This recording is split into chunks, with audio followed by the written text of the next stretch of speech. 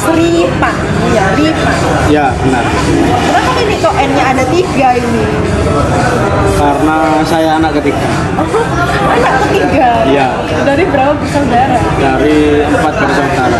Oh, Ripan. Oh, sangat sangat memukau sekali ya namanya ya. Oke. Apa ini? Ini loh. Oh, ini lambang himpunan Mbak, himpunan mesin. Anak mesin? Iya, anak mesin. Asal kamu vokasi kalau boleh tahu? Vokasi. Saya vokasi. Kenapa kamu vokasi? Karena dari segi praktek lebih banyak prakteknya sih Mbak, ketimbang S1. Dulu emang dari sekolah mana? Itu kan bisa SMK atau SMA? Aku dari SMA. SMA. Makanya ngambil vokasi. Ya, nah. Oh, ini tadi perjalanan di sini macet gak? Soalnya ini macet tadi loh. Tadi tuh macet banget ya di sini. Ya macet Mbak, soalnya aku kan berangkat dari jam 4. Kebetulan papasan sama orang-orang pulang kerja. Nah itu makanya macet. Tuh.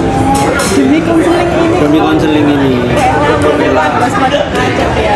Aslinya saya males sih Mbak. Ya karena kan saya butuh konseling ini makanya saya bela-belain berangkat. Itu bagus banget. Itu wow, aku acungin jempol buat kamu. Makasih ya Mbak. Oke. Ini kembali ke topik ini.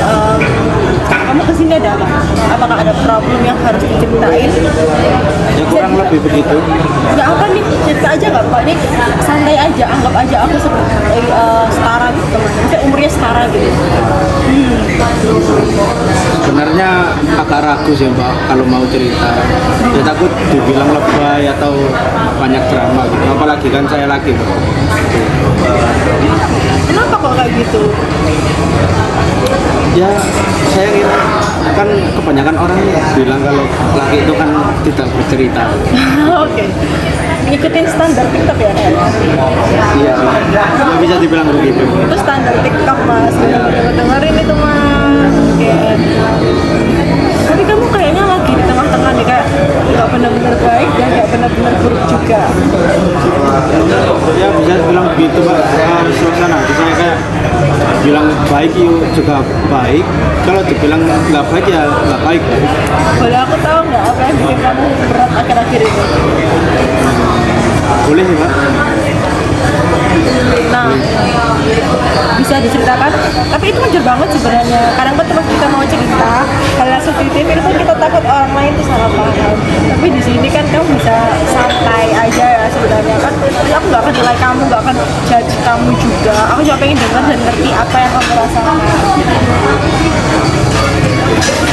Sebelumnya makasih ya Mbak. Aku seneng kalau Mbaknya ini bilang gitu. Soalnya akhir-akhir ini saya ngerasa kayak nggak ada tempat buat cerita gitu. Sebenarnya kamu ngerasa sendirian banget ya. Kayak nggak punya ruang aman buat ceritain apa yang kamu simpen. Iya sih Mbak, bener. Yang saya rasain itu dulu aku bisa cerita ke mama Mbak, tapi sekarang ya semenjak mereka bisa, jadi semuanya gitu ada perubahan gitu loh Mbak. Oh, sejak orang tua pisah tuh kamu merasa banyak hal yang gitu berubah ya? Iya benar, kayak rumah tuh kayak udah beda gitu loh Mbak. Dulu waktu sebelum mama pisah ya bisa cerita ke mama, ayah. Kalau sekarang nggak bisa. Jujur sekarang aku tuh membagi fokus kuliah tuh susah. Setiap kali mau fokus ke kuliah, pikiranku tuh selalu kembali ke masalah yang itu. Aku bisa ngerasain sih betapa sulitnya itu. Kamu juga ngadepin kuliah, tapi di saat yang sama kamu juga harus coba bertahan nih dari situasi keluarga yang bisa dikatakan berubah besar. Iya sih Mbak, kadang mama tuh cerita buruknya papa, dan papa juga tuh cerita buruknya mama ke aku. Jadi saya tuh harus percaya yang mana gitu, yang benar yang mana. Jadi kamu ngerasa kayak ditarik dua arah ya, kamu sendiri nggak tahu harus berpihak kemana, kayak gitu kan ya? Iya benar. benar. Capek banget mbak sebenarnya mbak. Aku juga nggak berani ke cerita ke temen, takutnya di apa ya, dikasihani dia, dikasihani, dijudge gitu. Jadi aku lebih baik nyimpen masalah ini sendiri, tapi lama-lama kok ngerasa kayak sesek gitu loh. Sebenarnya kamu nggak cuma bingung sih, tapi kayak capek sama keadaanmu gitu ya.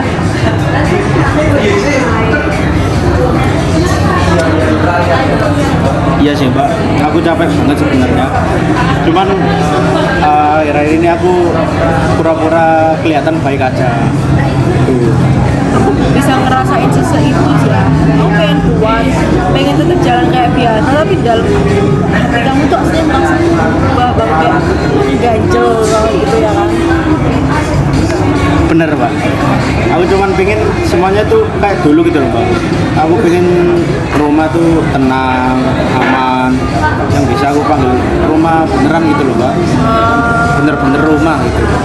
Aku denger itu sih, aku pengen banget sama suasana rumah yang dulu, kayak tempat dimana kamu tuh bisa bercerita, apa ya, bercerita terus kamu merasa aman dan diterima gitu ya. Iya benar. Aku jujur ya mbak, aku kangen banget sama suasana rumah yang kayak dulu.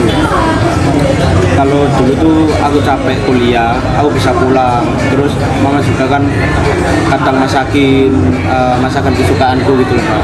Terus papa juga suka nanya-nanya hari ini gimana, hari ini gimana. Sekarang nggak bisa mbak, nggak kayak dulu.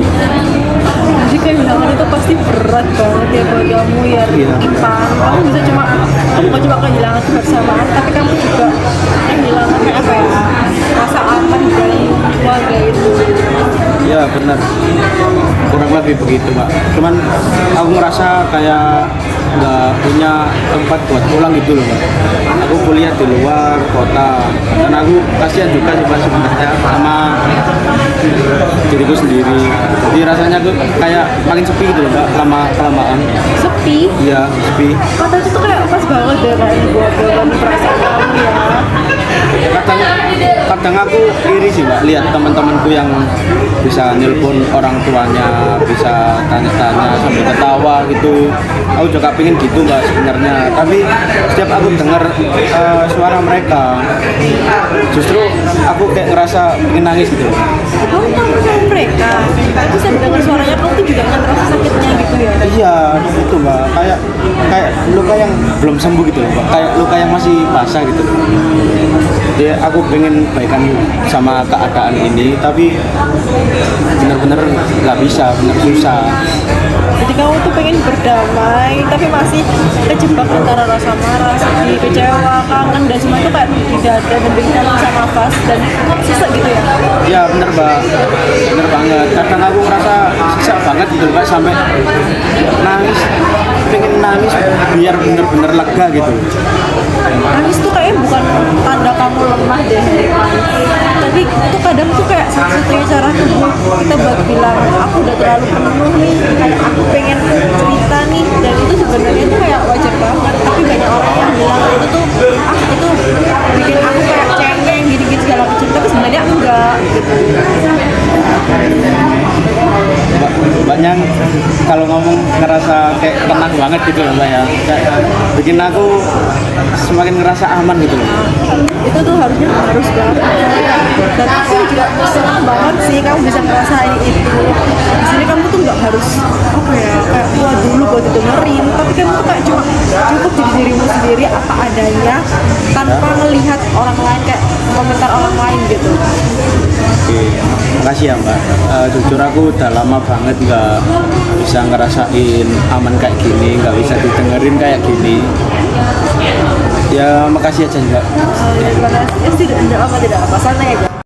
Kamu bilang tuh kamu kangen suasana rumah yang dulu ya. Nah, kalau kamu ingat momen itu, hal apa yang kamu paling kayak rinduin gitu? Mungkin waktu kita makan bareng di meja makan sih Pak.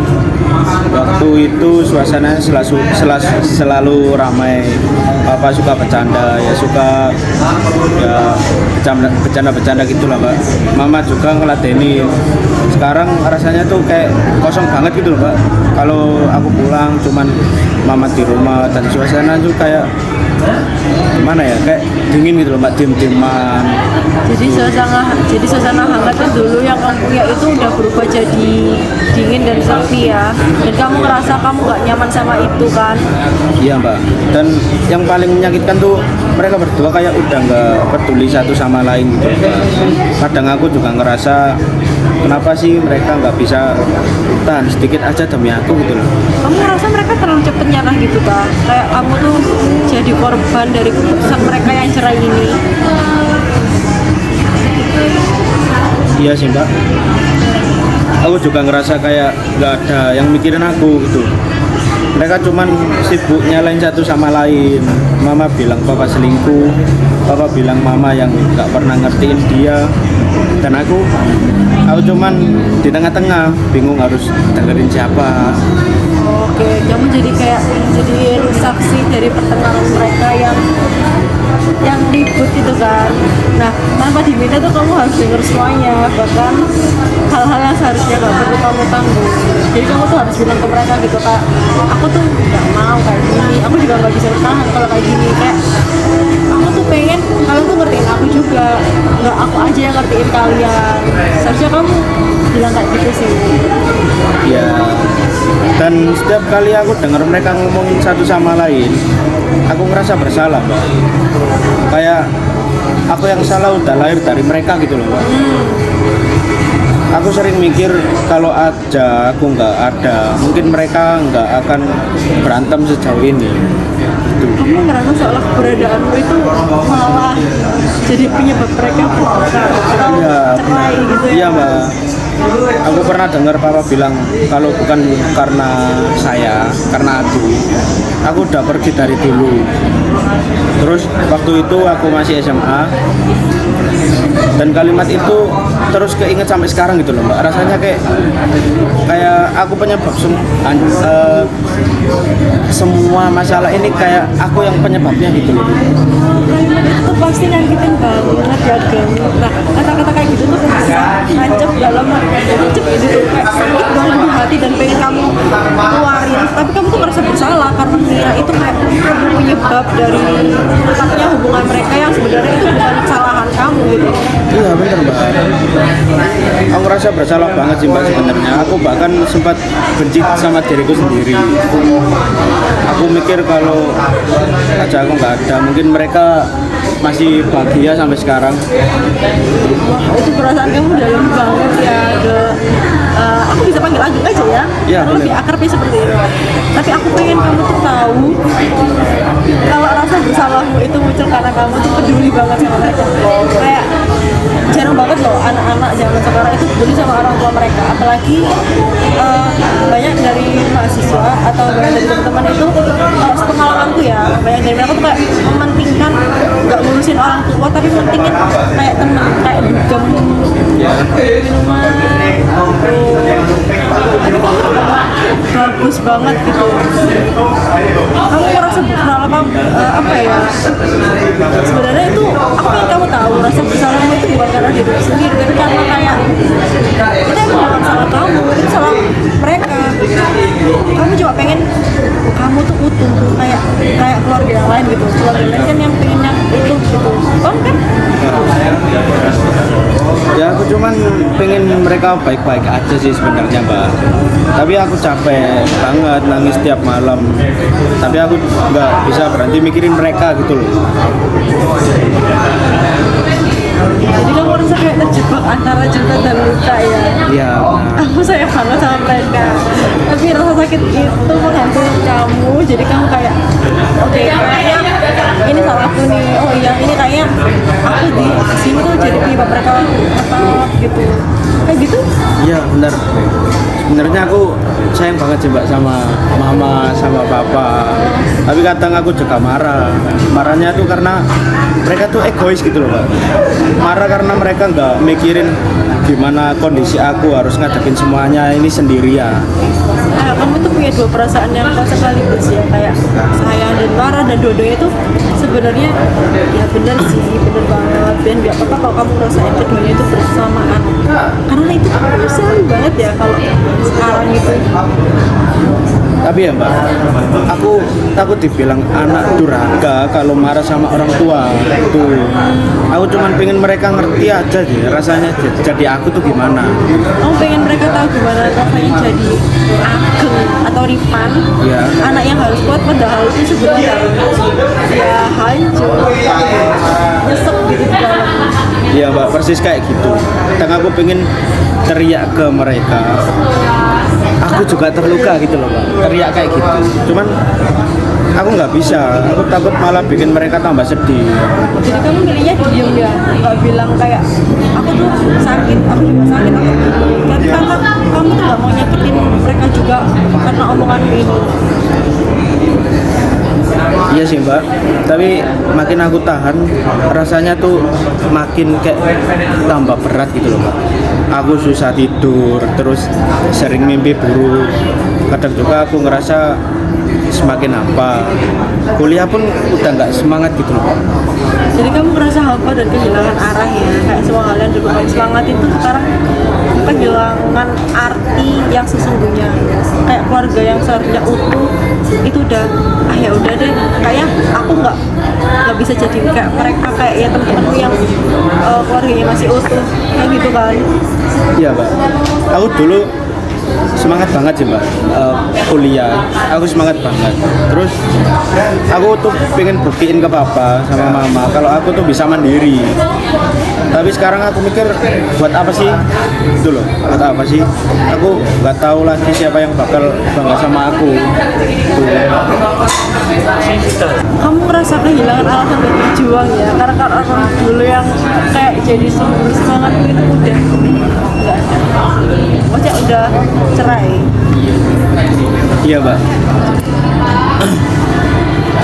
aku ngerasa sendirian banget di dunia ini yang bisa dibilang rame.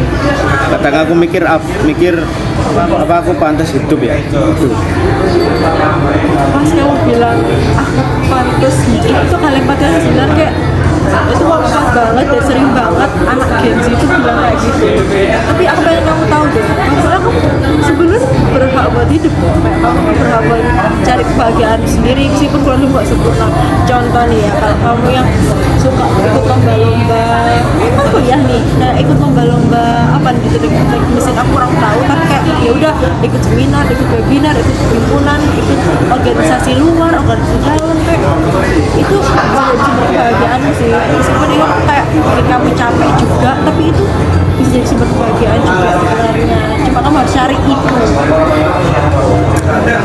Aku pengen percaya itu Mbak, tapi susah banget gitu loh. Aku ngerasa kayak udah rusak dari dalam gitu. Rasa rusak itu kamu, tapi aku bisa lihat di kehidupan kamu sekarang nih, kayak kamu tuh masih berusaha buat kuat, kayak kamu masih datang ke sini, terus kamu masih bisa cerita, dan itu tuh bukti kalau misalnya kamu itu masih mau berubah, dan ada bagian yang menurut kamu tuh kuat banget, yang mungkin untuk anak zaman sekarang tuh sebenarnya nggak bisa ya, karena mereka terlalu malu, terlalu nggak mau pengen terbuka. Mbak, aku baru sadar sih Mbak, aku nggak pernah cerita atau ngomong sebanyak ini ke siapapun. Biasanya aku pendam sendirian gitu loh. Tuh. Itu pasti kayak sakit banget ya, tapi dengan hari ini tuh kamu melepas semuanya, kamu gimana nih rasanya, kayak apa ya, sejauh ini kamu ngerasa lega atau aneh atau rasanya tuh aneh tapi lega, kayak beban di dada itu mulai berkurang sedikit demi sedikit. Terus aku masih sedih, sebenarnya aku masih sedih mbak setelah cerita ini, tapi setidaknya aku apa ya, nggak sendirian sekarang. Itu luar biasa. Itu aku mengapresiasi kamu yang itu sih, kayak kadang tuh langkah pertama menuju sembuh, aku nggak mau bilang kamu sakit atau gimana ya, tapi cuma kamu punya trauma yang bikin kamu kayak gini. Dan saat kita berani ngomong jujur tentang luka yang paling kita simpen tuh kamu tuh bisa ngelakuin itu gitu loh, tanpa takut takut kayaknya aku nggak boleh ngomong ini nih, nggak boleh ngomong itu. Kamu tuh enggak, aku sama mengapresiasi kamu sih. Iya mbak, aku ngerasa lebih sedikit tenang sekarang. Tapi dari diriku sendiri masih ada rasa takut. Takut harus ngadepin semua ini sendirian lagi nantinya. Maksud aku tuh sebenarnya wajar banget loh kan, kayak kamu tuh nggak sendirian, kamu tuh kayak punya teman, kayak nggak harus keluarga sih sebenarnya. Temen kan kayak baik-baik ya kalau aku lihat-lihat, kayak dia nganterin kamu ke sini loh sampai ke ruang konsul ini, sampai segitunya loh mereka, karena kamu tuh punya dirimu sendiri dan kamu itu juga punya orang-orang yang peduli. Meskipun mungkin kamu belum sadar ya, meskipun sekecil itu kayak temen nganterin ke sini, itu tuh juga butuh rasa peduli. Kayak kita tuh juga harus cari cara pelan-pelan buat kita tuh harus cari pelan-pelan cara buat kamu tuh bisa sadar. Nah tadi kan kamu bilang kan kalau kamu tuh kayak merasa sedikit lega itu kayak setelah cerita itu tadi. Aduh kamu ngantuk ya mas ya. Aduh nanti tak pesenin kopi deh mas kalau ngantuk. Boleh. Jadi kalau kamu pikir-pikir lagi nih, apa yang bikin kamu merasa lebih ringan sekarang? Mungkin karena aku bisa ngomongin semuanya ya mbak. Biasanya aku cuman simpen di kepala dan makin lama makin nyesek. Tapi pas aku ngomong, aku kayak sadar ternyata selama ini aku terlalu keras sama diriku sendiri. Kamu baru sadar kalau kamu selama ini keras sama diri sendiri. Iya. Terus kamu baru sadar ini dong. Ya aku terus nyalain diri sendiri, nyalain kenapa aku lahir di keluarga kayak gini, nyalain kenapa aku nggak bisa bikin mereka bahagia, padahal ini bukan tanggung jawabku sepenuhnya gitu loh. Kamu mulai nyadar kalau tanggung jawab tuh buat hubungan orang tua tuh bukan ada di pundakmu kan? Ya, dulu aku pikir kalau aku bisa jadi anak yang berprestasi gitu loh mbak, mereka bakal berhenti berantem, tapi ternyata nggak juga. Sekarang aku baru sadar mungkin mereka yang punya masalah yang nggak bisa aku perbaiki gitu loh. Itu kesadaran yang sangat besar banget ya Gemu. Kayak kamu mulai memahami bahwa kamu tuh bukan penyebab dari keretakan mereka, tapi kamu juga harus jadi penolong untuk semuanya. Iya mbak, mungkin selama ini aku terlalu sibuk nyoba nyembuhin mereka, tapi sampai aku lupa nyembuhin diriku sendiri. Kalimat barusan nih menurutku sangat dalam banget. Kamu bilang kalau kamu lupa nyembuhin diri sendiri, dan kalau kamu sekarang punya kesempatan untuk mulai menyembuhkan diri sendiri nih, menurut kamu apa hal yang paling kamu butuhin duluan? Ya aku rasa aku butuh maafin diri aku dulu sih Pak. Maafin karena selama ini aku nyalain diri sendiri atas hal yang di luar kendaliku gitu ya. Karena aku juga pengen belajar menerima kalau keluarga aku udah nggak sama kayak dulu lagi. Kamu pengen mulai maafin diri sendiri dan menerima kenyataan kalau misalnya udah nggak sama gitu keadaannya. Ya walaupun rasanya masih berat ya Pak, tapi aku paham kalau aku terus nolak keadaan, aku ya mungkin malah capek, justru malah capek. Betul banget. Kadang itu penderitaan bukan datang dari apa yang terjadi, tapi dari penolakan kita terhadap apa yang sudah terjadi. Dan kamu tuh udah mulai pelan-pelan terima, oke, kayaknya aku harus menerima ini gitu. Aku mulai ngerti mungkin ini bukan air dari dunia ini, Mungkin aku cuma perlu waktu buat sembuh. Kamu udah bisa ngomong aku cuma perlu waktu buat sembuh nih barusan. Kayak itu kalimat yang kuat banget. Kamu tuh udah mulai mempercayai prosesmu sendiri. Iya mbak, walaupun masih takut. Kadang aku takut kalau aku udah mulai tenang, nanti tiba-tiba keingat lagi dan nangis lagi gitu loh mbak. Itu nggak apa-apa sih tuh. Kayak penyembuhannya kayak bukan garis lurus, kadang tuh naik, kadang tuh turun. Yang penting itu kamu nggak berhenti jalan. Kayak kamu tuh harus berusaha. Kamu harus berusaha buat sembuh. Aku pengen belajar menerima kalau rasa sakit itu bagian dari pelajaran gitu loh mbak. Bukan akhir dari segalanya. Gitu. Bagus banget sih, kayak kamu ngeliat rasa sakit itu sebagai musuh, bukan sebagai musuh tapi itu kayak bagian dari prosesmu untuk mulai sembuh dan untuk mulai jadi lebih kuat, kayak Superman. Kamu kan Superman? Iya. Ya dulu aku mikir rasa sakit ini kayak cuman bikin hidup makin hancur gitu loh Pak. Sekarang aku sadar rasa sakit juga ngajarin aku banyak hal tentang sabar, tentang ngerti diri sendiri, tentang apa arti sayang tanpa harus nyalahin gitu loh Pak. Jadi kamu tuh udah mulai melihat makna di balik luka itu kan? Ya aku baru sadar juga, meskipun keluarga aku berantakan, aku masih punya hal lain yang bisa aku jaga, kayak diriku sendiri, masa depanku, teman-teman yang merhatiin aku cuma terlalu fokus sama kehilangan sampai lupa sama yang masih aku punya gitu loh. Itu kesadaran yang luar biasa ya dong. Kamu udah melihat kalau itu bukan cuma kehilangan tapi kayak itu juga harus yang masih kamu miliki gitu, kayak kamu tuh boleh tanya apa ya, kayak tanya tentang diri sendiri, untuk diri sendiri gitu. Oke, aku kayaknya harus sembuh gitu. Oke, aku boleh aku tanya nih, apa yang paling berharga yang kamu punya sekarang, kayak dari temen, dari keluarga, yang bisa dari ayah ibu atau gimana? Mungkin semangat kecil dari aku sendiri Pak. Walaupun kadang redup tapi nggak pernah bener-bener padam gitu loh Pak. Kayak aku masih pengen nyoba gitu loh. Semangat kecil tuh yang nggak pernah kayak gitu ya, kayak itu bagian dirimu yang paling tulus ya tuh harusnya, kayak bagian tetap percaya meskipun dunia ini kayak nggak bisa nih, gue harus hidup di dunia ini dan dunia yang nggak baik aja. Iya sih Pak. Dulu aku ngerasa kosong banget. Sekarang aku ngerasa ada cahaya kecil di dada ini gitu. Kecil banget tapi nyata gitu. Oke. Jadi cahaya itu datang dari mana menurutmu? Datang dari diri aku sendiri sih Mbak. Dari keberanian yang aku buat datang ke sini, buat jujur, buat nggak terus pura-pura kuat. Kamu sadar gak sih bahwa kamu tuh dari awal sebenarnya itu aku merasa kamu udah kuat, kayak bukan karena kamu gak nangis sih, kayak kamu tuh udah tetap berdiri gitu walaupun kayak masalah itu datang terus-terusan, walaupun rasanya pengen nyerah gitu kan. Ya Mbak, dulu aku pikir kuat itu nggak boleh nangis.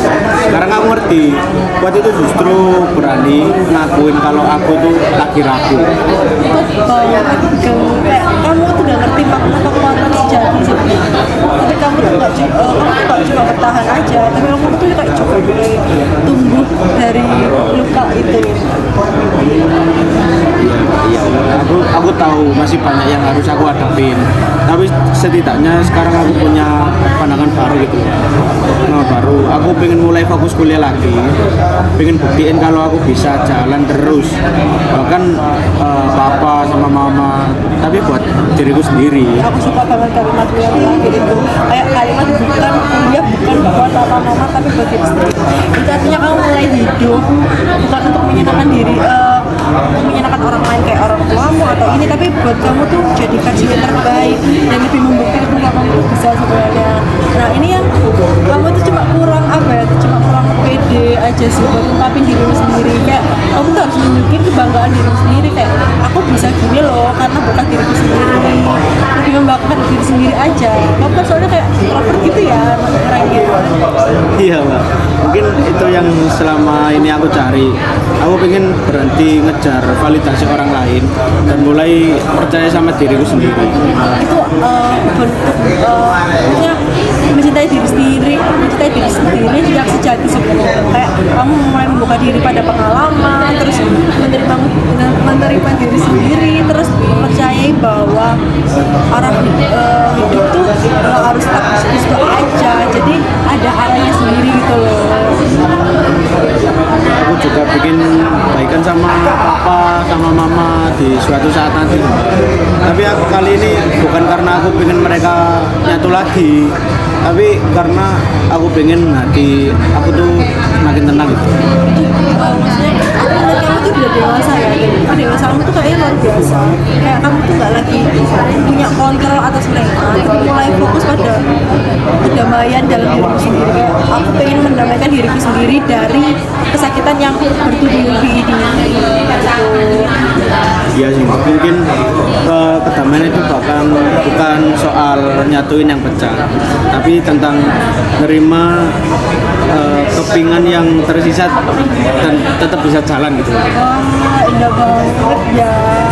Kamu baru aja bilang kalau sesuatu yang penuh makna kayak kedamaian itu bukan tentang nyatuin yang pecah, tapi tentang menerima kepingan yang tersisa dan tetap bisa jalan. Itu bagus banget loh, Nak. Ya, aku bahkan nyangka bisa ngomong kayak gini, Mbak. Cuman aku tapi aku ngerasa jauh lebih damai sekarang. Pasti banget. Dan kamu harus ngerasain itu. Kedamaian itu hasil dari keberanian. Bukan ngadepin semua rasa sakit dengan jujur.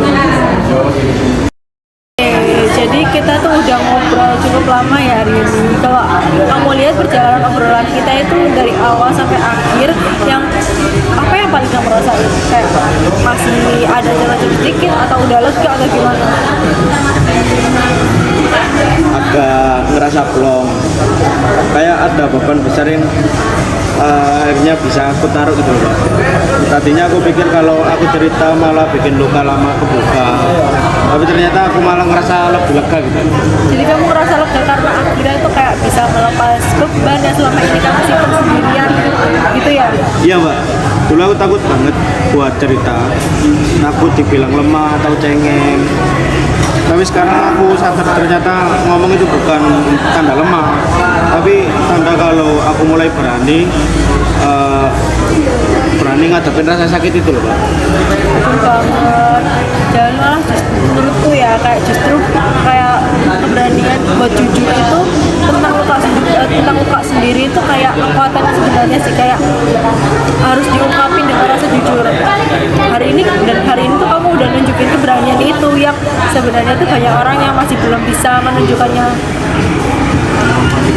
Ya, aku juga ngerasa mulai bisa nerima keadaan sih, Mbak. Masih sedih sih, tapi udah nggak sesisa tadi. Aku udah bisa bilang ke diri aku sendiri, nggak apa-apa, kamu udah cukup berusaha.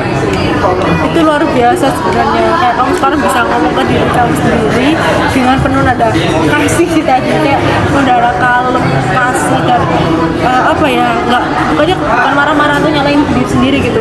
Itu artinya kamu tuh udah mulai punya hubungan yang sehat sama dirimu sendiri. Iya sih, Mbak, aku juga ngerasa mulai punya alasan buat bangun pagi lagi, buat belajar lagi. Aku pengen terus jalan, bukan buat siapa-siapa, tapi buat diri aku sendiri. Itu angka besar banget. Kayak kamu udah nemuin motivasi nih ya, kayaknya ya, motivasi buat datang dari dalam bukan dari luar, kayak buat dari dirimu sendiri sih sebenarnya. Kamu mulai jalan karena kamu mau, bukan karena kamu harus. Iya, Mbak, aku sadar kalau hidup nggak harus sempurna buat bisa dijalani.